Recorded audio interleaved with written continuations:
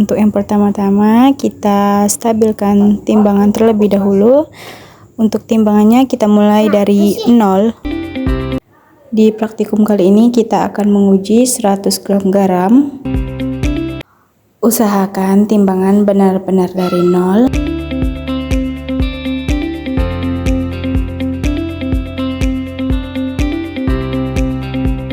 Nah, di sini kan di timbangan garam belum mencapai 100 gram. Tambah saja terus garamnya hingga di timbangan menjadi 100 gram. Nah, jika di timbangan lebih, maka sambil diambil saja garamnya. Karena di penelitian kali ini cuma menggunakan garam, nggak apa-apa menggunakan tangan kosong. Tapi untuk reaksi kimia yang lainnya tidak boleh ya, takutnya ada bahan kimia yang berbahaya. Setelah garam sudah ditimbang mencapai 100 gram, masukkan ke dalam gelas kimia. Usahakan alat-alat yang dipakai harus disterilkan. Seperti kaca arloji ini. Pastinya di kaca tersebut masih tersisa bahan-bahan kimia. Maka dari itu, kaca arloji harus dibersihkan menggunakan air. Supaya bahan kimia masuk semua ke dalam gelas kimia. Nah, untuk menghasilkan reaksi, maka masukkan larutan basah yaitu air untuk melarutkan garam.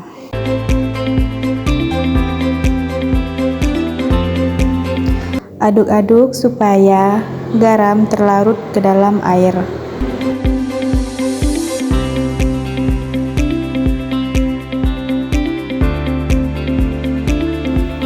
Pastikan garam harus benar-benar terlarut ke dalam air.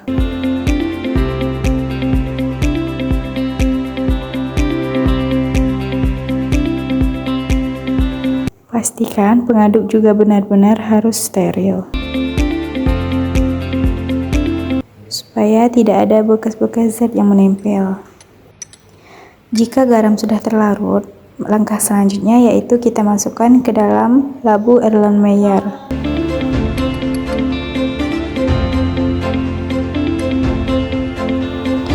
Jika larutan sudah masuk, corong yang digunakan juga harus steril, supaya tidak ada sisa-sisa zat kimia yang menempel.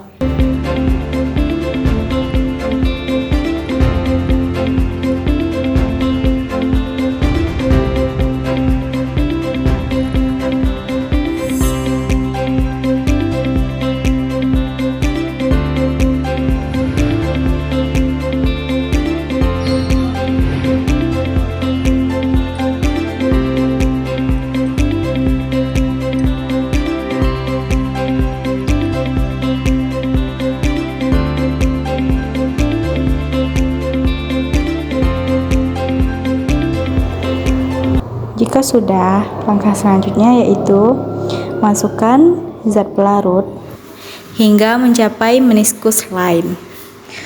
Meniskus line itu adalah batas 100 ml dari labu Erlenmeyer.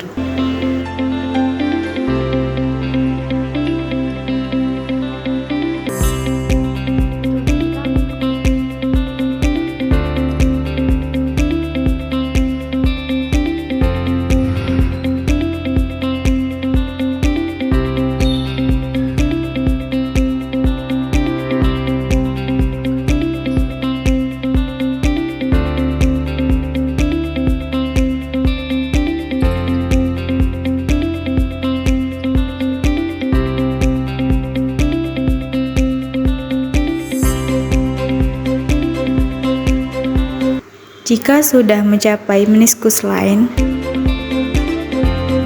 bersihkan bagian atas dari labu Erlenmeyer supaya tidak ada sisa-sisa zat pelarut. Tutup alat labu Erlenmeyer, kemudian kocok atau goyangkan alat supaya zat terlarut dan dapat menghasilkan reaksi.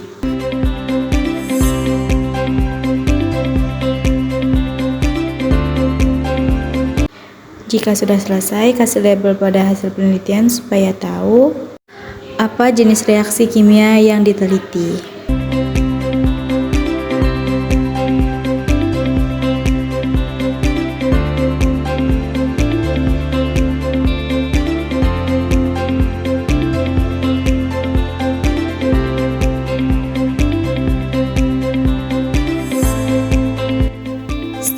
melakukan penelitian, maka hasil penelitian dapat disimpulkan dan dimasukkan ke dalam tabel berikut.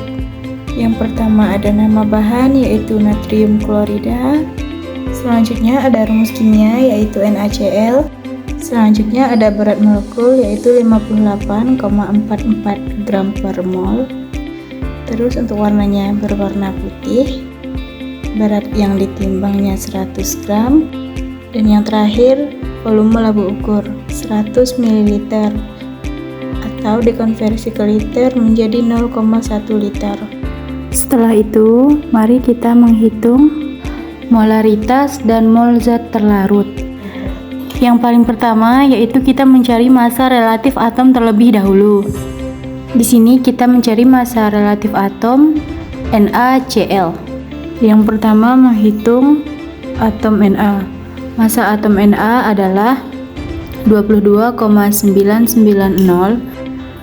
dikalikan dengan 1 karena atom Na hanya berjumlah 1. Yang selanjutnya atom Cl. Massa atom Cl adalah 35,453 dikalikan juga dengan 1 karena hanya ada satu senyawa Cl. Maka jumlahkan hasil dari perhitungan NaCl yaitu 22,990 ditambah 35,453 sama dengan 58,443 gram per mol. Itulah hasil dari perhitungan massa relatif atom NaCl. Setelah mendapatkan massa relatif atom, yang selanjutnya kita menghitung rumus mol zat terlarut.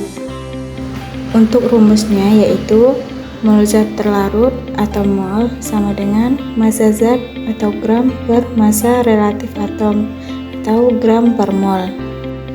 Terus mol zat terlarut sama dengan 100 gram itu didapatkan dari bahan penelitian yaitu garam.